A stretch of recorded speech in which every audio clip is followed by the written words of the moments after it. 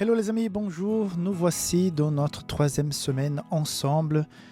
Voilà, depuis quelque temps, nous partageons quotidiennement un petit résumé de la leçon de l'école du sabbat. Je m'appelle Rick Sonombré, je suis pasteur. Je travaille aux éditions Safelis en Espagne, à Madrid. Et ça me fait vraiment plaisir de pouvoir t'accompagner dans cette réflexion autour de la parole de Dieu. C'est la semaine numéro 8 de ce trimestre des psaumes. Le titre de cette semaine, c'est « De la sagesse pour une vie pieuse ». J'ai grand plaisir de partager ce moment dans la préparation, pendant l'enregistrement, dans le partage plus tard des contenus. J'espère que cela puisse vraiment vous enrichir. Merci aussi pour les commentaires, pour les personnes qui regardent et disent voilà, ça m'a impacté, ça m'a fait du bien. Et surtout, à ceux qui partagent, qui en voient plus loin, à des gens qui peut-être auront besoin de l'entendre. Et voilà, j'espère que cette expérience, je suis en train encore de mettre au point tout ce que nous faisons ici pour cette école de sabbat. D'ailleurs, je voudrais peut-être m'excuser pour la semaine dernière parce que comme on enregistre de façon quotidienne chaque jour, quand on a mis ensemble pour le grand résumé, vous savez, il y a deux formats, le format quotidien et le sabbat après-midi. Dès que on tourne la page de la leçon précédente, on met en ligne donc la leçon résumée de toute la semaine. C'est vrai que la semaine dernière, ça fait plus d'1 heure d'émission parce que parfois je m'emporte un peu dans mes explications, mes réflexions et finalement j'ai dit waouh, il faut que je sois un peu plus ciblé pour que ça soit pas trop long. Ok. Deuxième chose que je voudrais vous dire que voilà, notre communauté n'arrête pas de grandir. Effectivement, je t'invite à faire partie de notre communauté sur WhatsApp, Safelis français. Le lien est en bas dans la description de cette vidéo. Et là, non seulement on partage les leçons de façon quotidienne, tu n'as pas à aller à chercher sur YouTube, elles t'arrivent directement sur ton portable, mais nous partageons aussi d'autres choses comme des articles et comme des codes promotionnels.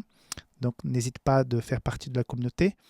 Partage donc ce contenu avec d'autres personnes, comme je viens de dire. Et surtout, si tu as une demande de prière, et là, je voudrais faire remercier tous ceux qui font de plus en plus confiance à notre équipe d'intercession. Équipe d'intercession qui n'arrête pas de grandir parce que aussi en bas dans la description de cette vidéo, si jamais tu veux faire partie du corps qui intercède pour les demandes de prière, tu peux rentrer dans l'équipe et une fois par semaine, plus ou moins, tu reçois toutes les demandes de prière que les gens ont mis sur les formulaires. Donc, merci de faire partie de cette équipe et merci à tous ceux qui font confiance à cette équipe pour leurs demandes de prière. Elles sont de plus en plus nombreuses. Ça montre aussi que la vie n'est pas simple. Je vois, je lis et je prie pour ces demandes de prière aussi. Et je vois qu'il y a certaines personnes qui passent par des moments vraiment, vraiment difficiles. On a eu quelques demandes de prière de la part des personnes qui sont dans la région parisienne, par exemple, qui parlent des choses extrêmement difficiles que certains vivent. On n'est même pas en train d'imaginer comment cela puisse être possible, mais voilà, c'est parfois difficile.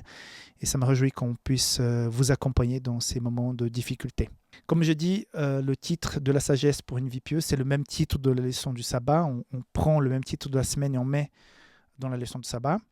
Et le verset à mémoriser, il est dans Psaume 90, verset 12. « Enseigne-nous à bien compter nos jours afin que nous appliquions notre cœur à la sagesse. » On verra bien plus tard dans une leçon ici, dans un jour, qu'est-ce que ça veut dire de bien compter nos jours. C'est très important parce que, bon, voilà, je fais déjà une petite introduction. La vie passe très très vite. Il ne faut pas oublier ça. Donc parfois nous avons une pensée, surtout quand on est plus jeune, j'ai encore toute la vie devant moi et on a l'impression qu'on est presque éternel. Mais vite on se rend compte que la vie passe, les années viennent et on voit que parfois on a perdu du temps. Parfois on aurait pu vivre quelque chose de plus intense, plus vrai, plus profond avec Dieu. Et parfois on a pris des décisions en croyant que, voilà, qu'on maîtrisait la chose et ça, on piétine sur le bon déroulement de notre vie. La leçon de ce sabbat, pour moi, se résume en 2 points. Le premier, l'obéissance à la loi de Dieu est une expression de relation intime avec lui. C'est-à-dire, nous n'obéissons pas à Dieu, nous ne devrions pas obéir à Dieu par obligation. Certains le font par obligation parce qu'ils ont reçu de leurs parents, de leur culture, de leur histoire, de je ne sais pas quoi d'autre, cette image que nous devons plaire à Dieu en faisant des choses bonnes pour que Dieu soit content. Or, ça, c'est quelque part la vision que nous pouvons avoir de nos parents. Parfois, quand on faisait des bêtises, les parents se fâchaient, et parfois on faisait des belles choses, et les parents étaient tout fiers. Et nous avons peut-être cette tendance à penser que Dieu regarde seulement nos actions. Si nous avons agi bien, on est des gentils, et puis Dieu nous aime. Si nous avons mal agi, on est des méchants, Dieu ne nous aime pas. Alors, ce n'est pas ce schéma-là que Dieu met en place pour nous.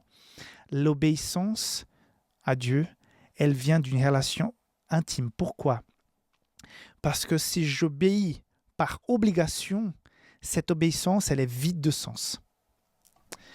C'est-à-dire que c'est parce que j'ai été aimé, j'ai été touché, que je fais les choses que Dieu me demande. Certains pensent que la vie chrétienne, c'est une liste d'obligations, et quand on va de temps en temps cocher les cases, elles sont toutes bonnes, donc on est des bons chrétiens. Mais on peut cocher plein de cases et ne pas vivre une vraie relation avec Dieu. Et ne pas vraiment obéir, même si on fait des bonnes choses. Je m'explique un peu. Disons que vous avez quelqu'un dans votre famille qui a besoin d'un rein. Ces deux reins s'arrêtent et puis cette personne a besoin de recevoir un rein. Vous savez qu'on peut vivre avec un seul rein. Et tout à coup, quelqu'un que tu ne connais pas, vient et dit, mais écoute, je veux sauver, je ne sais pas, ton fils, ta sœur, et je vais lui donner, faire don d'un rein. Donc, transplantation. Et là, quelle sera ta relation avec cette personne qui a sauvé la vie de ce proche ? De mépris, ou bien tu vas avoir du respect, tu vas avoir de l'empathie, de l'amour. Et cette personne un jour a besoin de quelque chose, tu sens que tu peux lui faire du bien, tu ne vas pas hésiter. Elle a d'abord démontré, même si elle était inconnue, elle a démontré son amour, et ça nous a tellement touchés que si un jour elle a besoin de quelque chose, on va vite essayer de faire de lui, à quelque part, de lui faire du bien. De la même manière, quand on aime Dieu, quand on a senti son amour pour nous, tout ce qu'il a fait pour nous, on va obéir, pas par obligation, on va obéir parce que c'est tellement naturel qu'on puisse vivre selon ses valeurs, parce qu'il nous a sauvés le premier. Donc, l'obéissance, la vraie, elle est basée sur l'amour. Si tu suis Dieu, si tu vas à l'église, si tu ne commets pas certaines choses par peur, par crainte, par obligation, il y a un moment donné que ça va pas tourner rond. Ça va bloquer à quelque part. Peut-être les gens ne se rendront pas compte, mais dans ta tête, il y aura un vide, un manque de sens. Tu seras même peut-être un ancien de l'église, mais dans la tête, c'est un peu bloqué parce que tu vois Dieu d'une façon erronée. Tu vois Dieu comme un homme, au lieu de le voir comme ton Père qui t'aime, mais d'une puissance invraisemblable. Okay ? Deuxième point, les justes peuvent être tentés par le péché. Ces épreuves révèlent leur fidélité à Dieu. Donc, très important. En tant que chrétiens, nous pouvons et nous serons tentés. La tentation n'est pas le péché. Ne confondons pas les choses. Tu peux être parfaitement engagé dans une relation intime avec Dieu, tu seras tenté. Alors, il y a une différence. Par exemple, tu es sensible à l'alcool. Tu sais que si tu t'approches de l'alcool, parce que par ton passé, tu as une tendance à être fragile vis-à-vis de l'alcool. Si tu vas régulièrement l'après-midi dans un bar voir les copains et que tout le monde est en train de picoler et qu'à 10 reprises, on va t'offrir de l'alcool, ça, c'est plus de la tentation. C'est toi qui te mets au cœur même du péché. Par contre, si tu visites quelqu'un pour une chose, je sais pas, et que tout à coup, il y a quelqu'un d'autre qui arrive et qui boit et qui t'offre comme ça, tu n'as pas prémédité. Ça, c'est la tentation. On ne peut pas éviter. Ça va, un jour ou un autre, ça va te tomber dessus. Mais ce n'est pas la tentation. Ce sont deux choses différentes. Donc, en tant que chrétien, parfois, j'ai déjà entendu des gens parler « Ah, je suis tenté ». Et oui, être tenté, ça fait partie de la vie chrétienne. Ce qu'on fait avec, qui change tout. Il y a une célèbre phrase du pasteur Alejandro Bullón qui explique bien la chose. Il dit qu'on ne peut pas empêcher les oiseaux de voler au-dessus de nos têtes, mais on peut empêcher les oiseaux de faire un nid sur notre tête. On va pas le laisser. La différence entre tentation et péché. Et la deuxième partie dit, ces épreuves révèlent leur fidélité à Dieu. C'est vrai que quand il y a la tentation, notre réaction à cela révèle un peu comment va notre relation d'amitié, de confiance. Si on vit ce que je dis tout à l'heure, c'est-à-dire si on a été tellement touché par l'amour de Dieu, cette tentation, je vais la balayer, je vais l'ignorer, parce que je suis tellement en symbiose, en connexion avec mon Dieu, que cette tentation, oui, elle va me toucher, parce que Satan va toujours essayer de te toucher là où tu es plus sensible, mais elle n'aura pas le même impact parce que tu es en communion avec Dieu. Par contre, si tu vis quelque chose de mécanique, quelque chose de traditionnel avec Dieu, quand il y a quelque chose qui te touche sur ton point faible, ça sera plus simple, plus facile, pas plus simple, plus facile de céder à la tentation. Après, il y a toute cette culpabilité qui s'installe et tout. On pourrait développer davantage tous les sentiments. Mais je voudrais quand même lire le psaume 141, verset 4, qui nous parle de ça. 141, verset 4, qui dit ceci. N'entraîne pas mon cœur à des choses mauvaises, à des actions coupables avec des hommes qui font le mal, et que je ne prenne aucune part à leur festin. Vous voyez un peu ce que j'ai dit tout à l'heure. Seigneur, aide-moi à éviter, à avoir cette sagesse de anticiper, de ne pas gratuitement me mettre dans une situation où je serais davantage fragile vis-à-vis de péché. Donc, cette relation de confiance, d'amitié, et où tu comprends tout l'amour et tout le sacrifice que Dieu a fait pour toi, automatiquement, tu vas vivre dans l'obéissance sans se sentir obligé. C'est tout à fait naturel. Ça fera partie de ton ADN de suivre et d'adorer Dieu. Mes amis, tout est lié avec l'intensité de notre relation avec Dieu. Quand moi, je me sens plus proche de Dieu, je le cherche davantage, je suis à quelque part face à la tentation, beaucoup plus serein.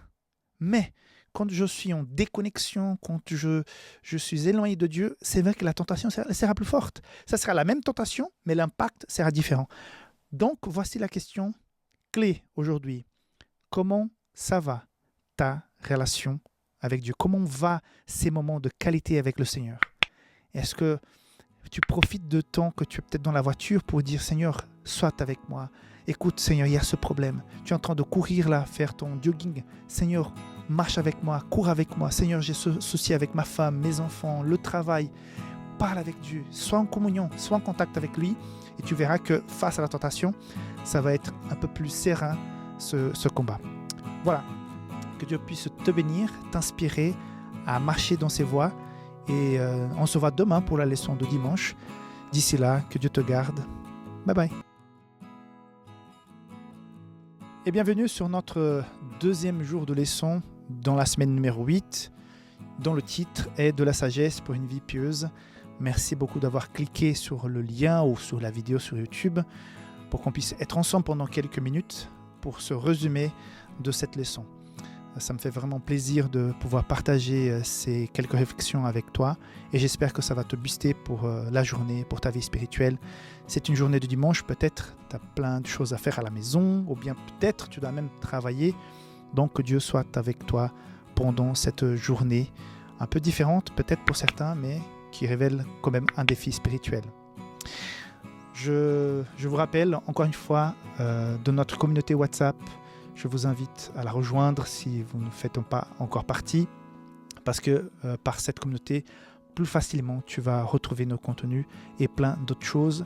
Et si tu as une requête, une demande de prière, n'hésite pas à la faire avec le lien qui est en bas de cette vidéo. Il y a un formulaire avec quelque chose de très simple à remplir pour que tu puisses nous expliquer quelle est ta requête pour que l'équipe d'intercession puisse prier pour toi. Sans autre, je voudrais donc t'inviter à rentrer dans la leçon d'aujourd'hui.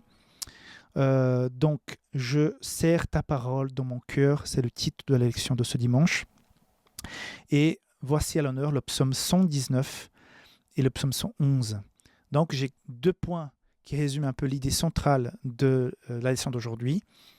La vie juste est décrite comme étant intègre, sans tache. C'est-à-dire, la vie du juste, elle est sans tâche. ouf, tout de suite, tu te sens déjà un truc lourd qui te tombe dessus, très coupable, parce que comment ça, une vie sans tâche, hein, une vie étant complètement intègre.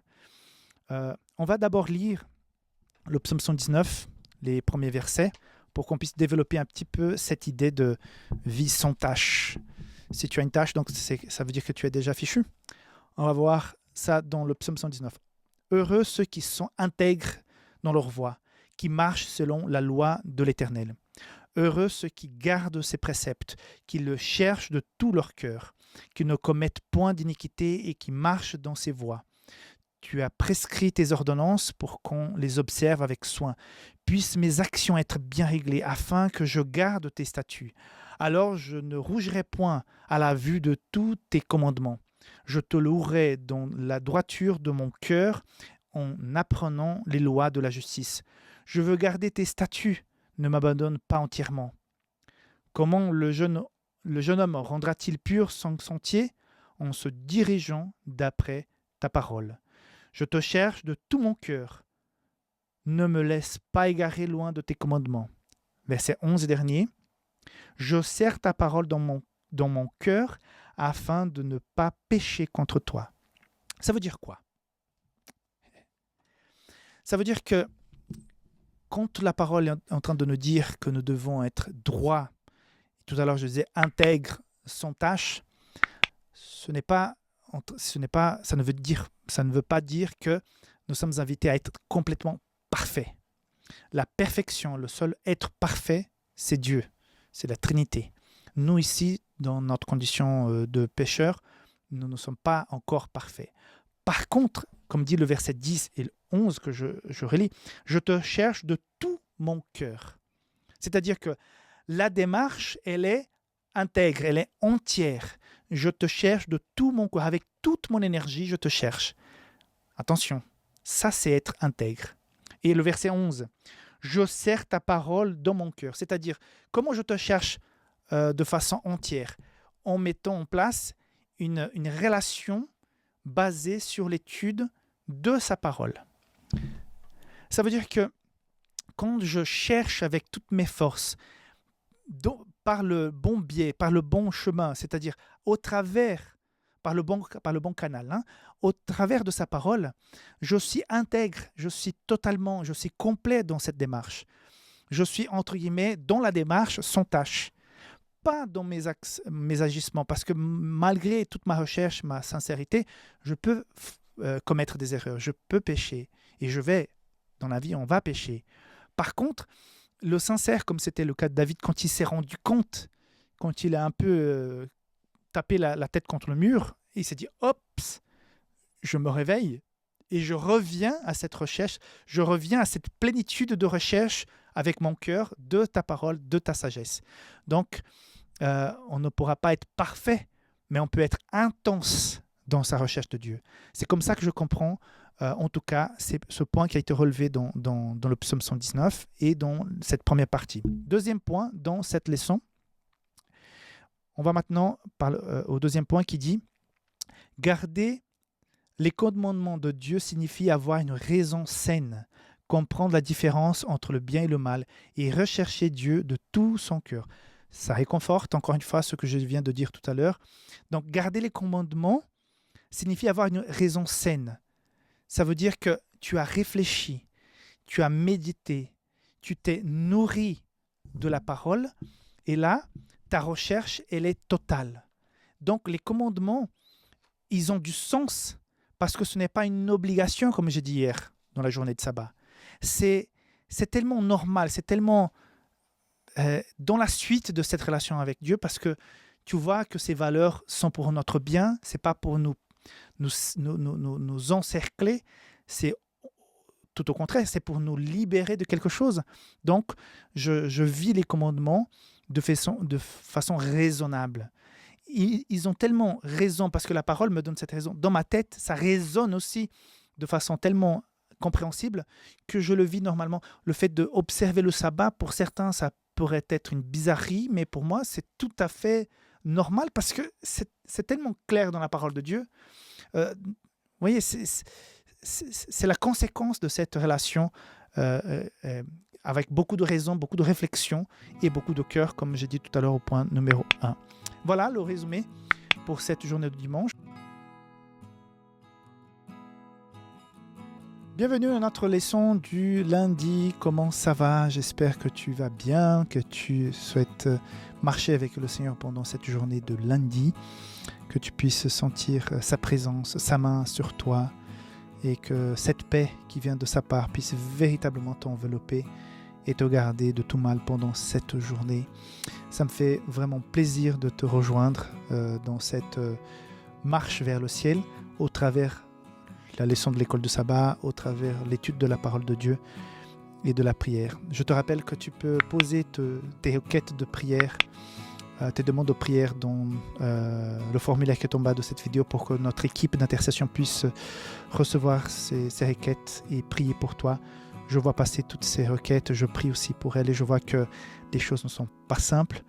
Il y a beaucoup de souffrances, il y a beaucoup de gens qui vivent des choses invraisemblables et que n'ont aucun espoir terrestre et que la seule issue qui leur reste, c'est vraiment un miracle du ciel. Et je suis convaincu que Dieu peut faire des miracles et qu'il peut t'aider.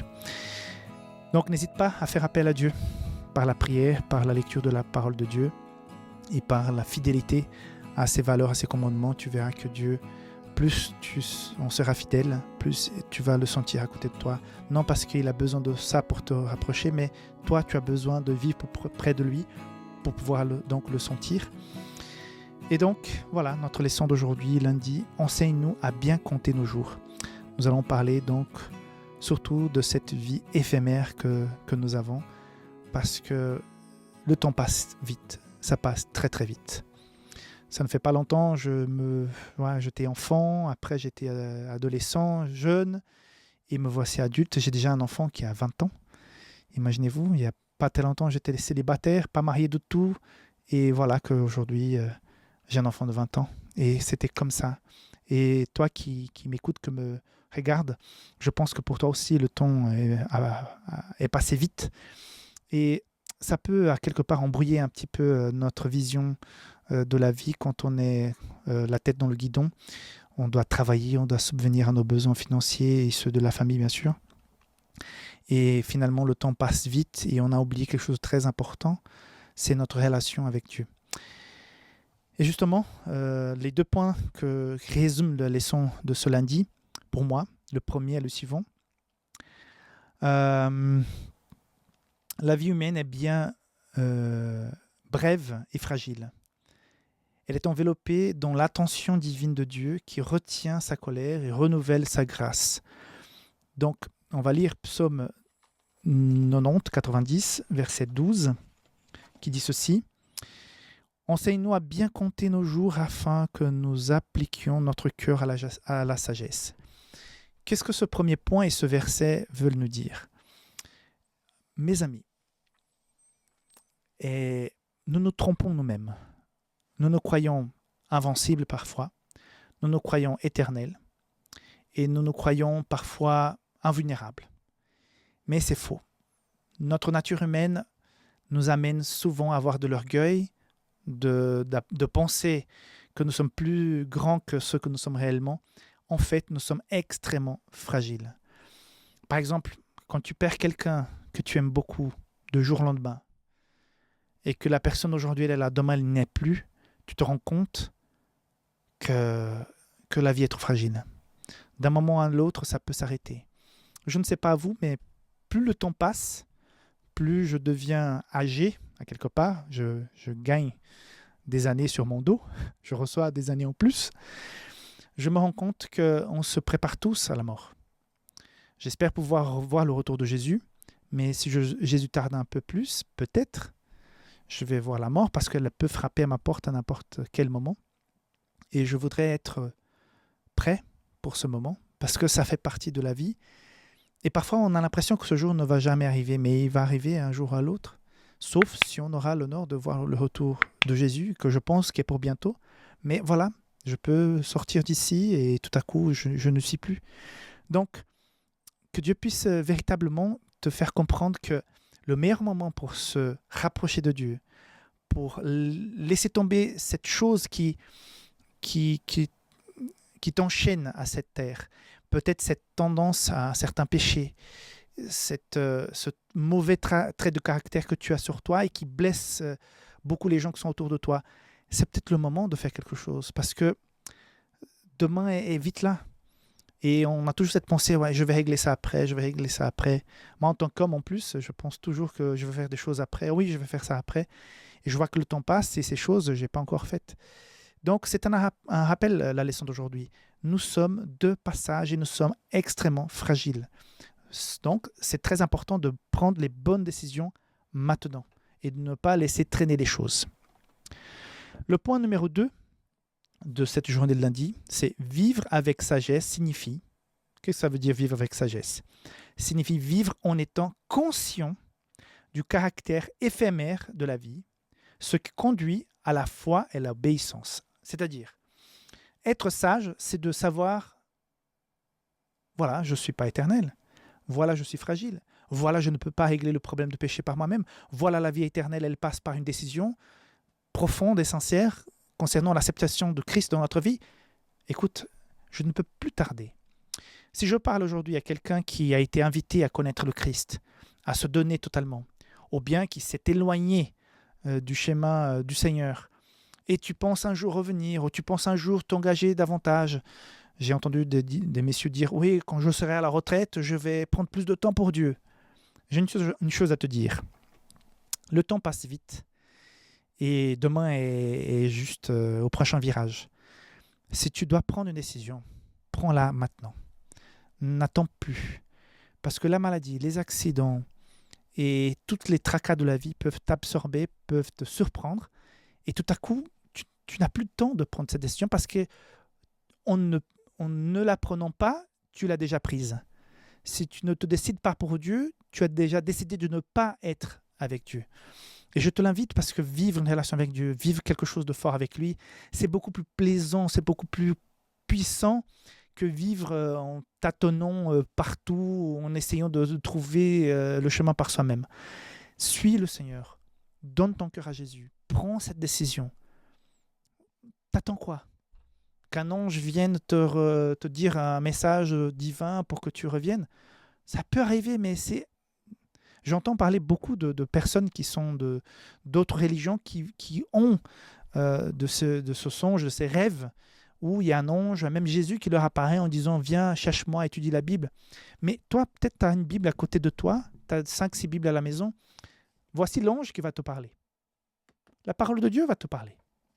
Donc elle est déjà là, elle t'a déjà parlé. Donc prends ta décision, reviens au Christ, prends ta décision pour finalement suivre le Christ. Il n'y a pas mieux. Et regarde les gens qui ont pris sérieusement cette décision et qui vivent les valeurs et le message de la parole de Dieu. Et ils sont en paix. Ils ont des soucis, oui. Ils ont des problèmes, ils sont tentés comme tout le monde, oui, oui, oui, oui. Mais ils ont cette paix, cette confiance en Dieu. Alors, fais aussi ton pas, prends ta décision. En tout cas, je l'ai faite il y a une vingtaine d'années. Non, plus. Il y a une trentaine d'années, waouh, ça fait longtemps, une trentaine d'années. Et voilà. C'était la meilleure décision que j'ai pu prendre de ma vie. Prends toi aussi cette décision, ok? J'espère avoir de bonnes nouvelles. Et si tu veux, mettre dans le commentaire quand est-ce que tu as pris ta décision. Peut-être il y a très peu de temps ou peut-être il y a longtemps. Ça m'intéresserait de savoir combien de temps tu marches déjà avec le Seigneur. Et si jamais tu prends ta décision parce que je t'invite aujourd'hui à le faire, dis Seigneur, je souhaite prendre cette décision. Cette vidéo m'invite à le faire. Le pasteur là m'a parlé et puis je souhaite marcher avec toi. Qu'on puisse prier pour toi, que tu puisses mettre ton nom, qu'on va intercéder pour toi. Ok? Voilà le message, le résumé de cette leçon de lundi. Que Dieu te bénisse. On se voit demain pour la leçon de mardi. D'ici là, sois sage et marche avec le Seigneur. Bye bye.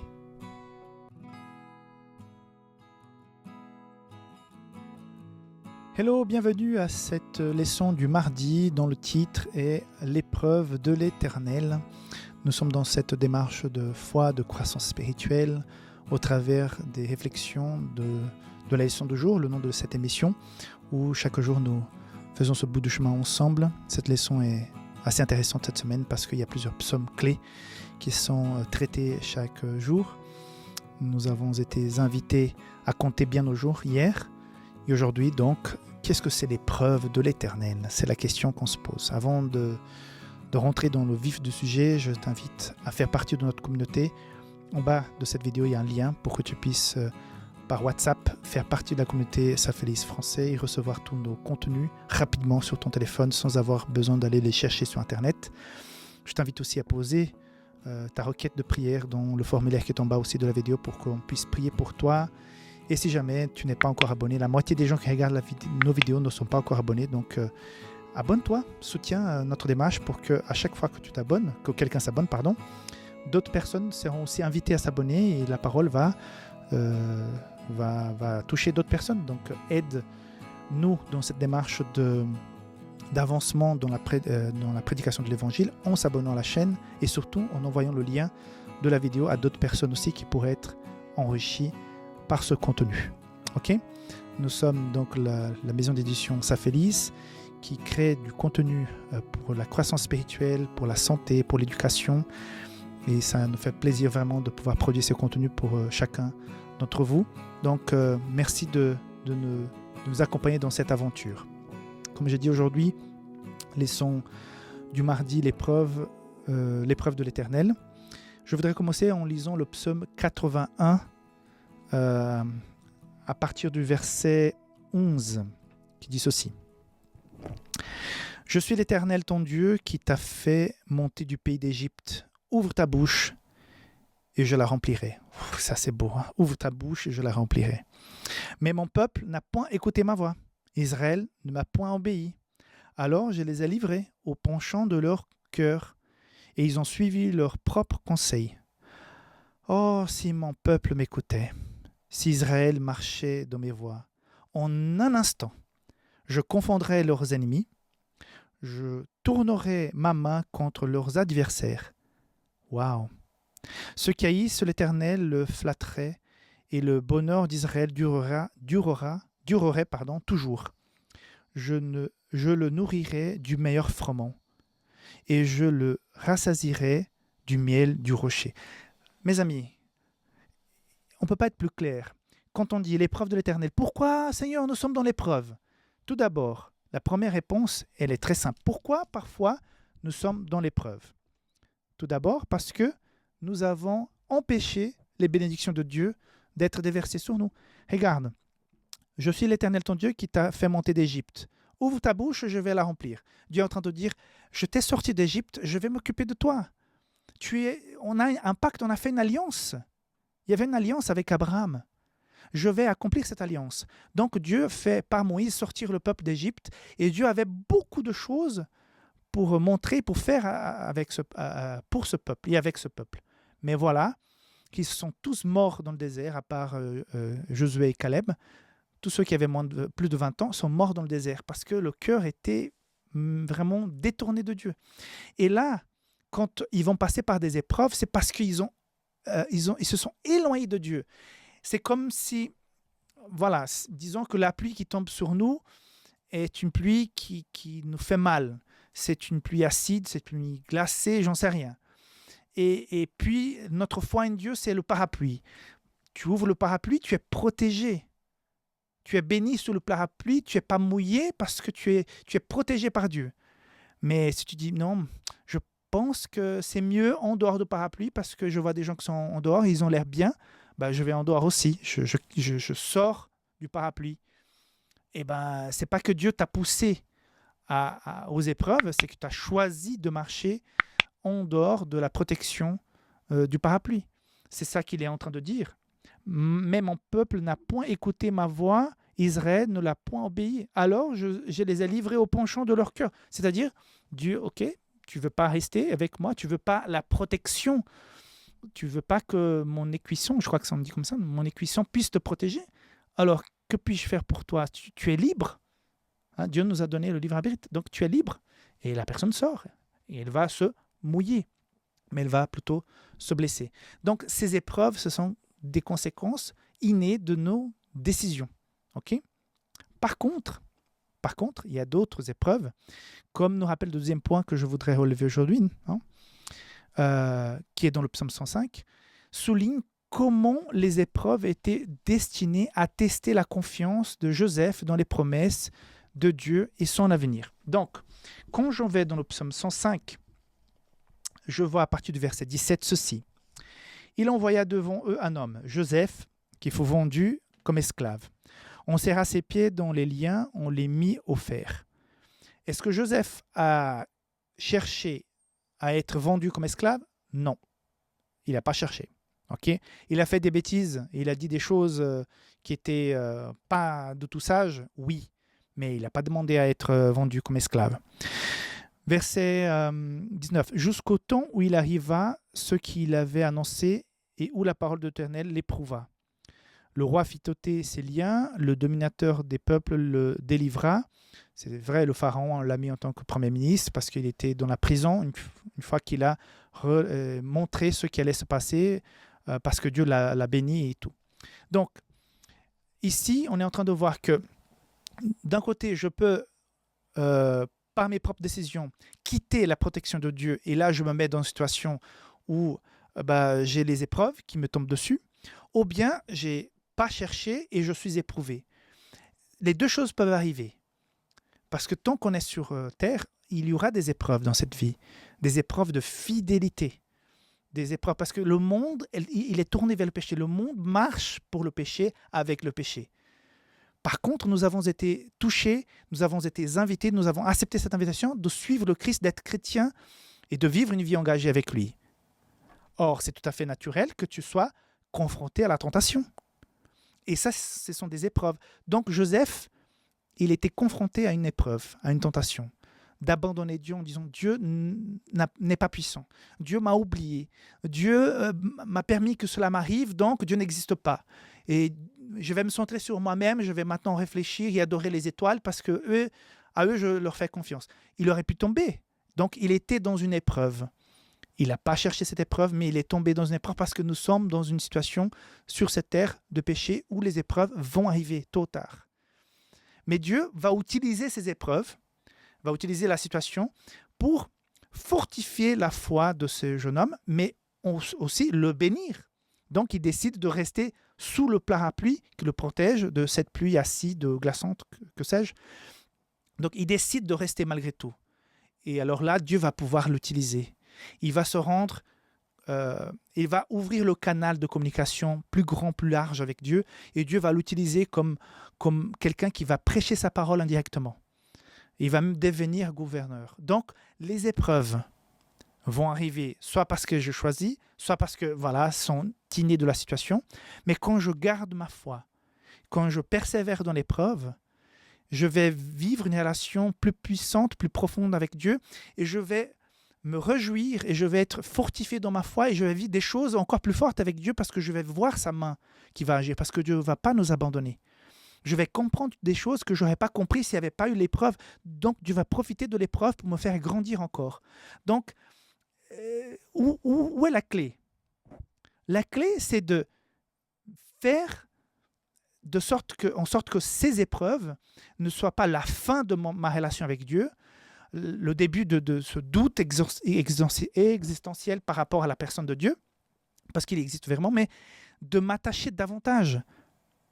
De dire, Seigneur, voilà, je n'ai pas demandé, voilà ce que je vis. C'est compliqué, Seigneur, mais tu es mon Père. Si tu es mon Père, comment ça se passe? Tu vas m'aider, tu vas me protéger, tu vas m'accompagner. Je suis sûr que Dieu sera avec moi. Je suis sûr qu'il va m'aider à relever ce défi, cette épreuve qui est devant moi. Voilà la démarche que je te propose. Si, par exemple, aujourd'hui, tu vis quelque chose, une épreuve que tu n'as pas cherchée, que tu n'as pas imaginé de ta vie que tu pourrais vivre ça, Dieu est avec toi et Dieu va faire de ça une bénédiction dans ta vie. Mais reste sous ce parapluie de protection, sur cette barrière que Dieu a établie pour qu'on puisse être sous sa protection. Ça va faire mal. Il y aura de la douleur aussi. Mais tu vaincras. Et si jamais tu passes par une épreuve parce que tu as choisi de s'éloigner de Dieu et par conséquence, tu es rentré dans une situation difficile, sache que Dieu peut changer cette situation. Parce que comme j'ai lu tout à l'heure, Dieu n'attend qu'on puisse changer notre cœur pour pouvoir à nouveau remplir notre bouche. Ah, ce mon peuple, revenez à moi. Je remplirai sa bouche. C'est-à-dire, je le nourrirai encore une fois. Il serait à nouveau en paix parce qu'il sentirait que je suis là pour le soutenir. Donc, que tu cherches Dieu de façon sincère aujourd'hui. Que tu sois dans l'épreuve par éloignement ou que tu sois dans l'épreuve parce que c'est arrivé, entre guillemets, naturellement, mais que de toute façon, tu puisses faire confiance à Dieu. Que Dieu te bénisse aujourd'hui. On se voit demain pour la leçon du mercredi. Bye bye.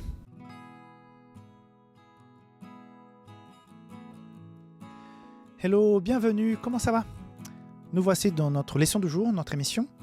Nous sommes dans la leçon du mercredi, dans cette semaine numéro 8, dans ce trimestre qui parle des psaumes. Le titre de la leçon de cette semaine, de la sagesse pour une vie pieuse. Et aujourd'hui, mercredi, la tromperie de la mauvaise voie.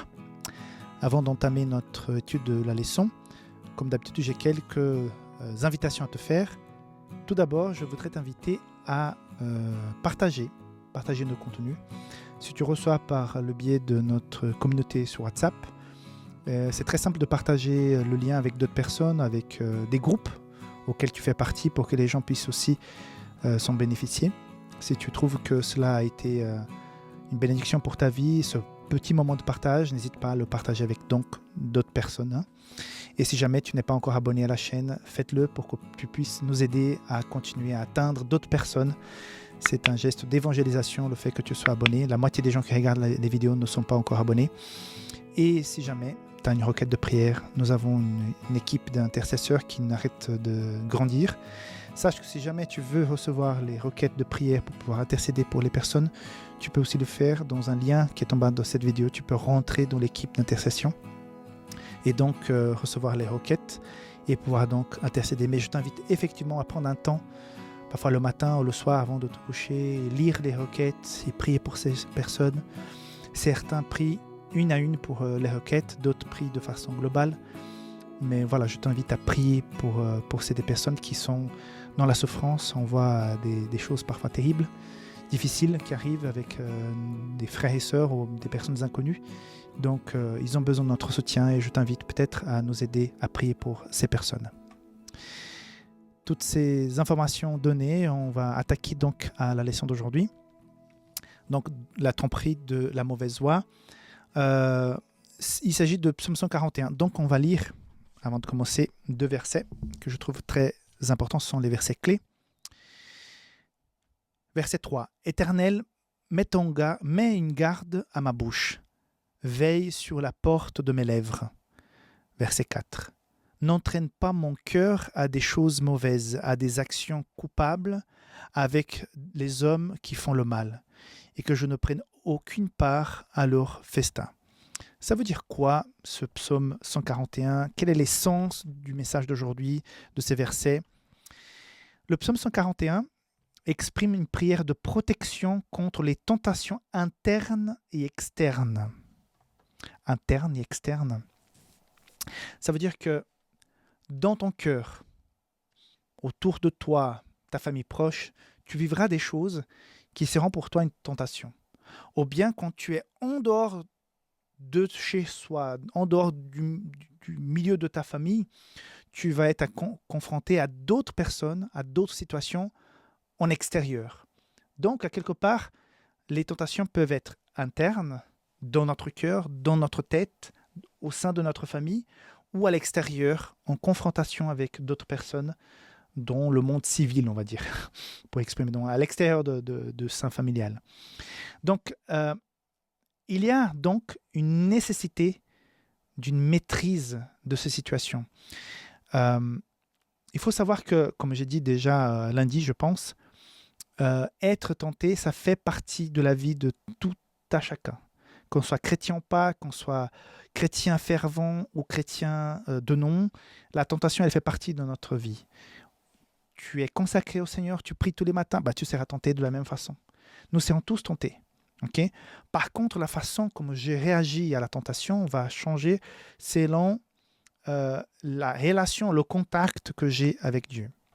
C'est pour ça qu'il est question ici de maîtriser ces situations. Et comment va-t-on maîtriser? La leçon d'aujourd'hui dit que nous devons maîtriser ça par la parole. Comment tu maîtrises ton énergie pour pouvoir travailler? Quand tu vas travailler, tu as besoin de l'énergie pour pouvoir faire des choses à la maison, pour pouvoir s'occuper des enfants, pour pouvoir faire à manger. Tu as besoin d'énergie. Et comment tu fais pour avoir de l'énergie? Tu te nourris, tu manges. Si tu manges sainement, de façon équilibrée, tu auras une énergie contrôlée, tu vas avoir moins de fatigue parce que, voilà. Et en plus, si tu t'occupes de ta machine, ton corps, et tu fais de l'exercice physique, tu as des activités qui font bouger ton corps, tu vas avoir une sensation de plus de résistance, de bien-être qui vont te faire avoir plus d'énergie. Or, pour les avoir, il a fallu manger, bien traiter son corps. La même chose vis-à-vis de la tentation. Quelle est l'énergie, entre guillemets, la force, d'où viendra la force qui va te faire résister, réfléchir, comprendre, sentir que là, c'est un terrain dangereux? C'est la nourriture spirituelle que nous avons pris en écoutant, en étudiant la parole de Dieu. En résumé, cette leçon d'aujourd'hui est en train de dire, écoute, d'une part, sache que tu seras tenté.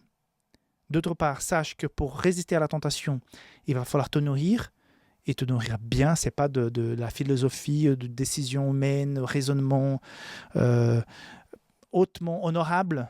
Non, c'est vraiment la dépendance de Dieu à travers la parole. Okay? Et la résistance aux influences des méchants et la confiance en Dieu pour garder le cœur des croyants. Il y a aussi cette question de résister aux méchants. Ça veut dire quoi, résister aux méchants?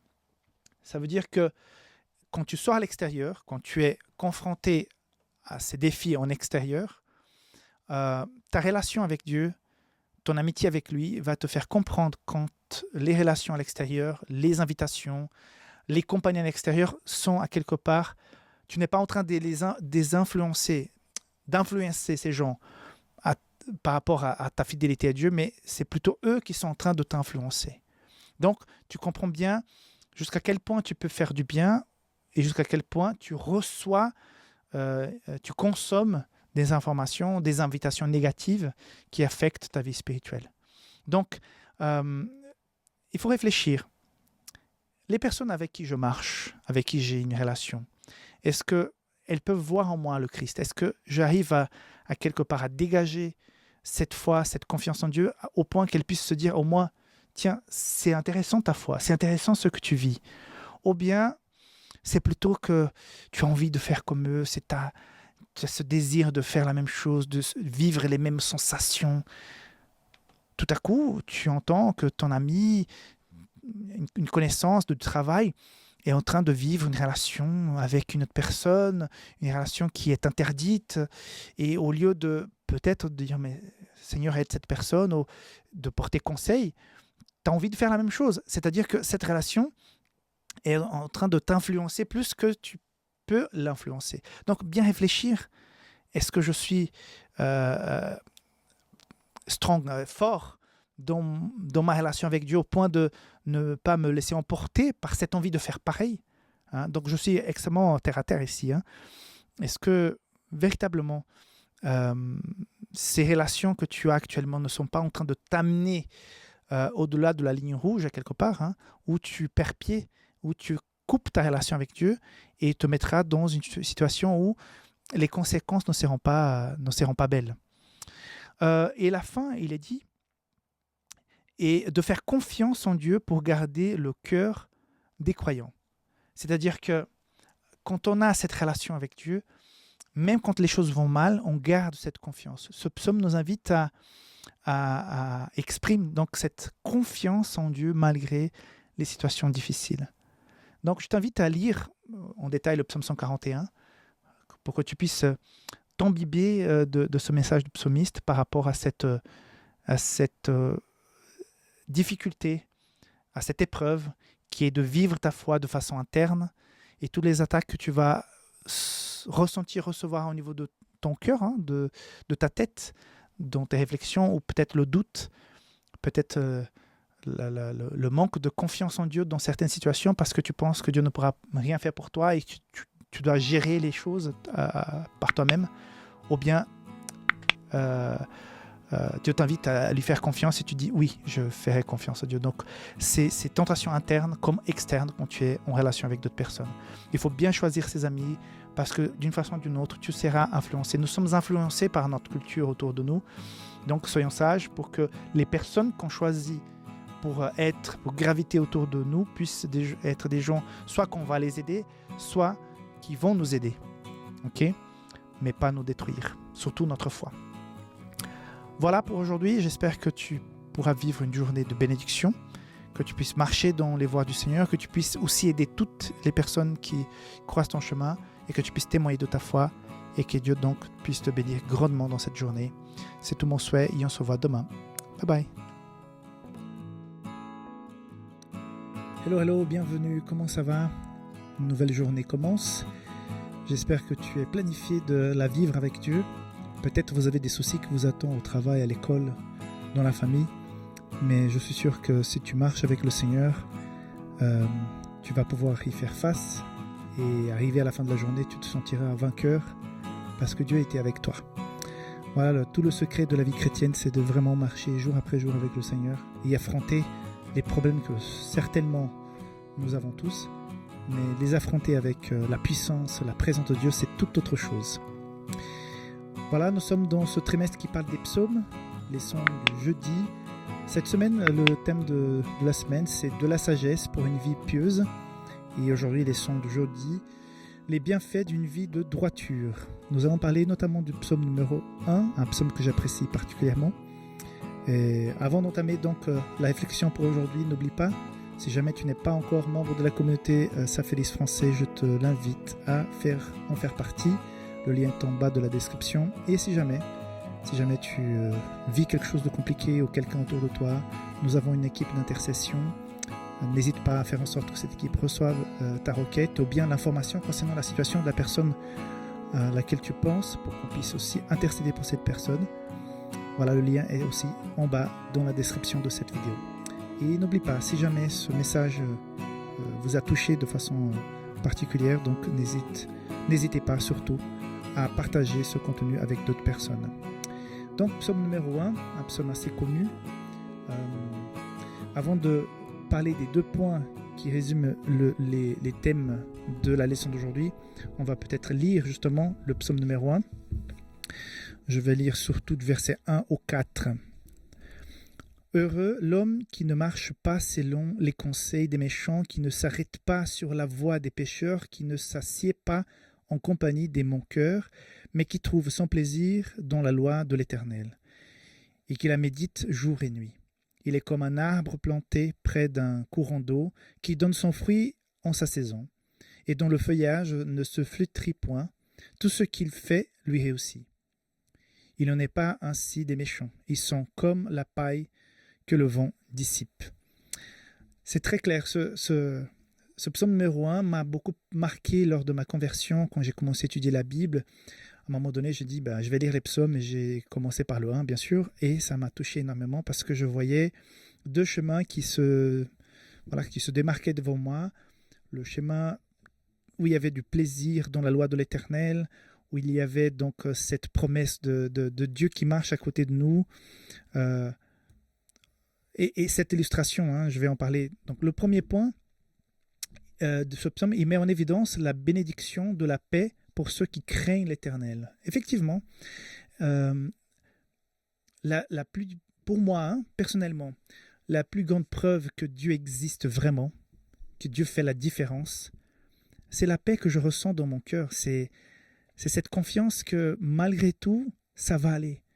Parce que c'est comme s'il y avait cette confiance qu'il y a quelque chose de plus grand qui nous soutient, qui est là, qui nous protège. Et ce psaume est en train de dire, donc, dans le verset 3, « Il est comme un arbre planté près d'un courant d'eau qui donne son fruit en sa saison. » Waouh, un arbre qui est planté à côté d'un courant d'eau n'a pas besoin de s'inquiéter quand elle aura soif, quand elle va devoir créer des fruits, porter des fruits.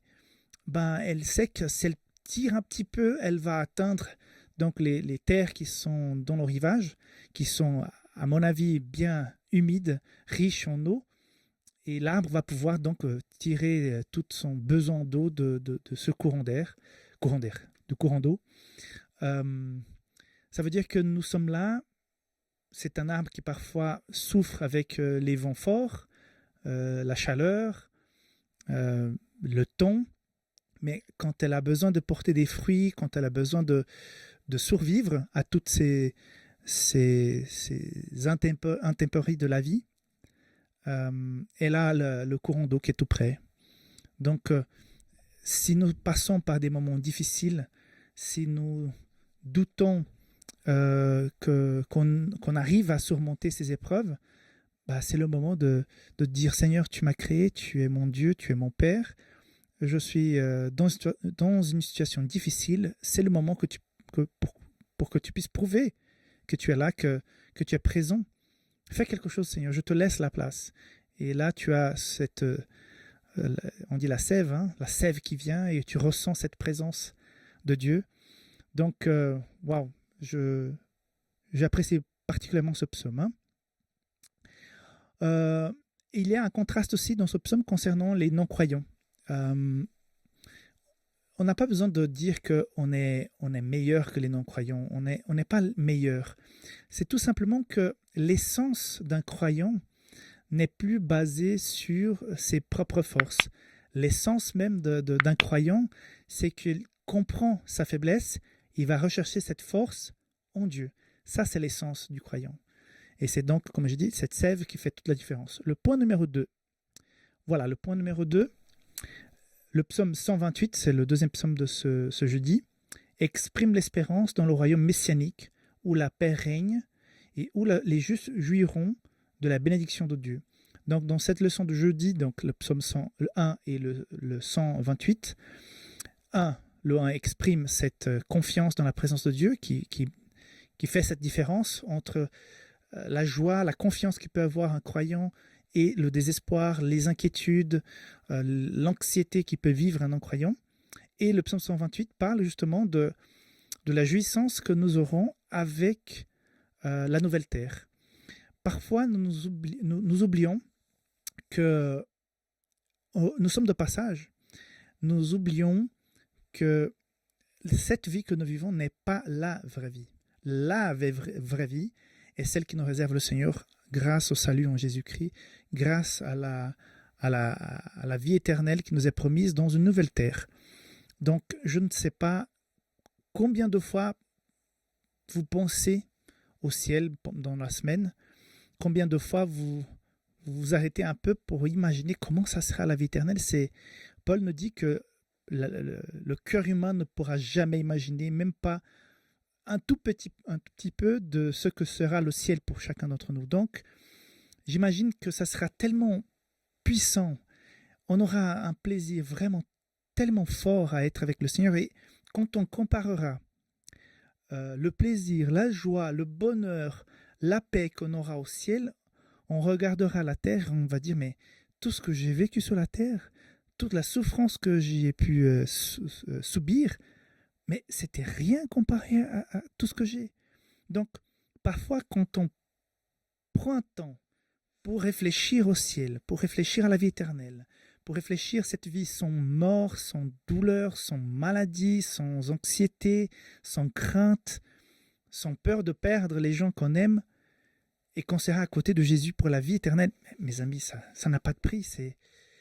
Ça va être tellement bon et puissant, et je pense qu'on est vraiment petit, parce que quand on sera là-bas, on va peut-être se regarder, je ne sais pas jusqu'à combien de temps on pourra se rappeler un peu de ce qu'on a vécu sur la terre. Apparemment très peu. En très peu de temps, on va tout oublier.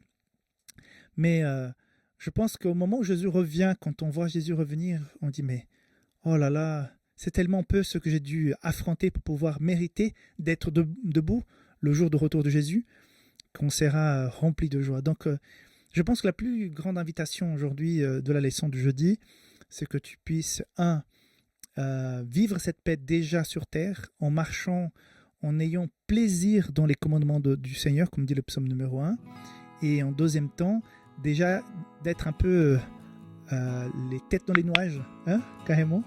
Pensons au ciel, pensons à toute cette vie merveilleuse et puissante qu'on va vivre au ciel. Donc voilà, l'invitation d'aujourd'hui, c'est mesure mieux peut-être tous les tracas que nous avons, que tu as dans la vie, parce que ça va être tellement fort et puissant au ciel que finalement ça ne comptera comme presque rien tout ce que nous avons vécu ici. Donc il faut relativiser. Voilà, j'espère que tu puisses partir aujourd'hui pour affronter cette journée avec cette confiance que bientôt une vraie vie commencera et ça va en vouloir la chandelle et tout ce qu'on vit ici-bas. Voilà, que Dieu te garde et on se voit demain. Bye bye. Hello, bienvenue à notre leçon d'aujourd'hui, leçon du jour. Moi je suis le pasteur Rickson Aubrey, c'est un plaisir pour moi de t'accompagner pendant ces réflexions autour de la parole de Dieu grâce à l'étude de la leçon de l'école du sabbat. Nous touchons à la fin de la semaine numéro 8 dans ce trimestre qui parle sur les psaumes, qui nous amène dans une réflexion sur le psaume. Cette semaine, de la sagesse pour une vie pieuse. Et aujourd'hui, on va essayer d'aller plus loin en faisant un petit récapitulatif de quelques points concernant cette semaine. J'en ai 3. Avant de les exposer, je voudrais juste te dire que nous recevons de plus en plus de demandes de prière.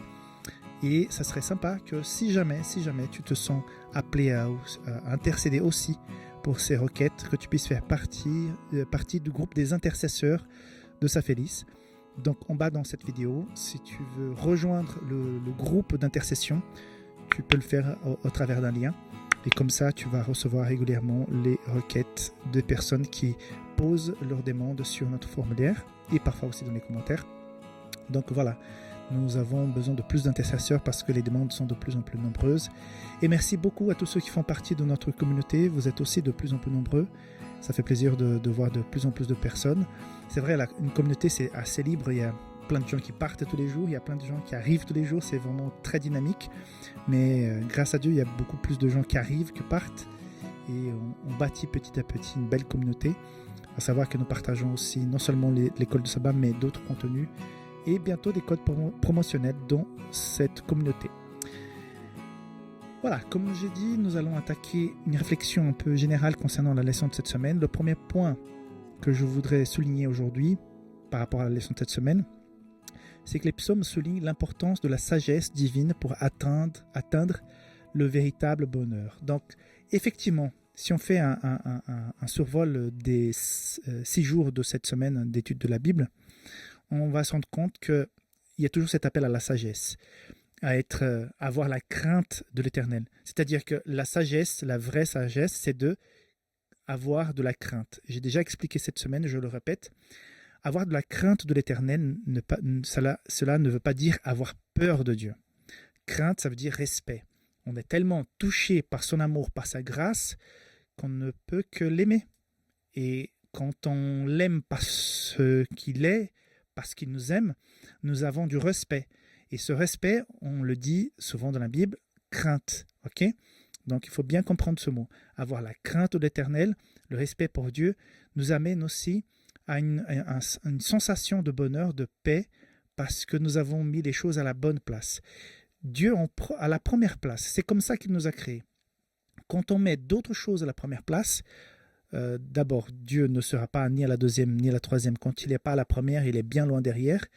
Mais quand on le met à la première place, c'est comme si toutes les autres choses s'emboîtaient et prenaient leur véritable dimension et leur véritable valeur, importance dans notre échelle des choses et des valeurs, quoi.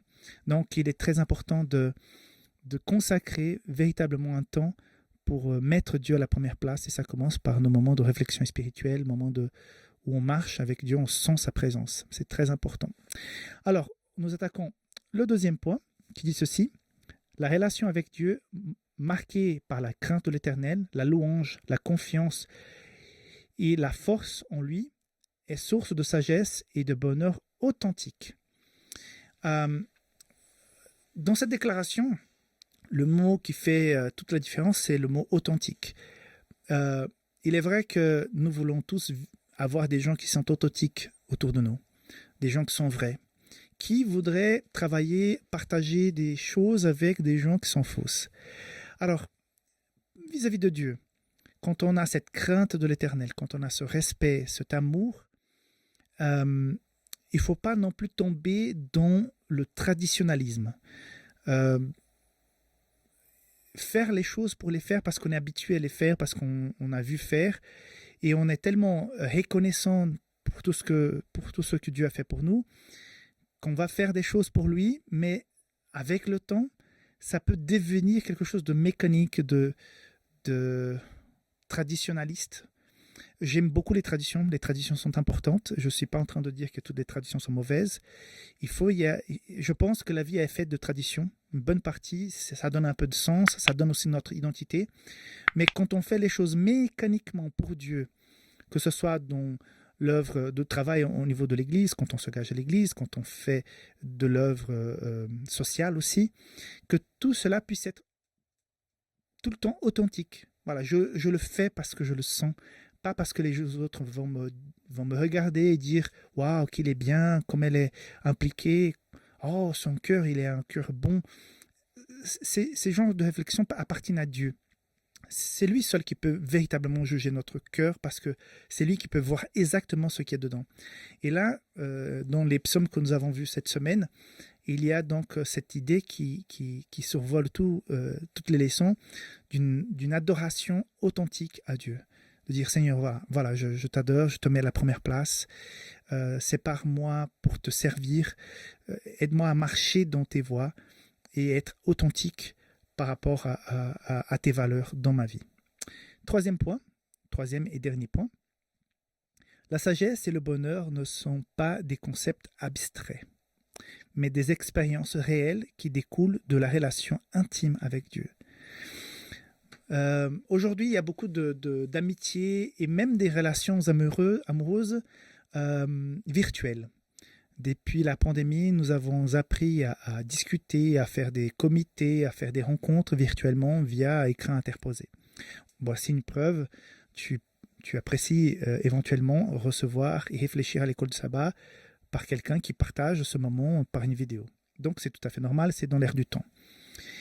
Mais par contre, ces relations virtuelles peuvent nous amener à avoir une espèce de détachement des choses essentielles. Donc, la sagesse et le bonheur, ce n'est pas un concept abstrait comme si nous étions en relation virtuelle avec quelqu'un. Non, Dieu, on peut presque sentir son toucher dans notre vie, dans notre cœur, parce que sa présence en nous est différente. Peut-être je parle à quelqu'un qui en ce moment est amoureux, amoureuse. Donc vous ressentez cette passion, cet amour pour l'autre personne, c'est quelque chose de fort.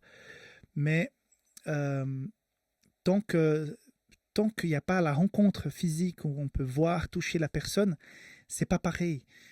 Combien de personnes ont commencé des relations à distance avec des communications virtuelles et au début pensaient que ça allait, mais à un moment donné, quand la personne ne partage pas physiquement quelque chose, un temps, on ne parle pas en regardant dans les yeux, c'est pas pareil. Il y a un moment donné que ça ne joue pas.